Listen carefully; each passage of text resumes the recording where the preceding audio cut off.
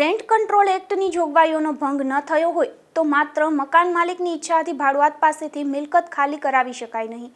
આવો જ કંઈક મહત્વનો ચુકાદો પોરબંદર જિલ્લા અદાલતે આપ્યો છે. પોરબંદરના એમજી રોડ પર સત્યનારાયણ મંદિર સામે આવેલી એક બૂટ સ્ટોરની દુકાન વર્ષોથી ભાડે હતી. બાદમાં મિલકતની માલિકી બદલાયા પછી પણ ભાડુઆતે નિયમિત રીતે ભાડું ચૂકવવાનું ચાલુ રાખ્યું હતું. જો કે નવા મકાન માલિકે ભાડું મળતું ન હોવાનો આક્ષેપ કરી દુકાન ખાલી કરાવવા માટે કોર્ટમાં દાવો દાખલ કર્યો હતો. ભાડુઆત તરફથી એડવોકેટ ભરતભાઈ લાખાણી દ્વારા રજૂઆત કરવામાં આવી હતી કે ભાડું નિયમિત કોર્ટમાં જમા કરવામાં આવ્યું છે.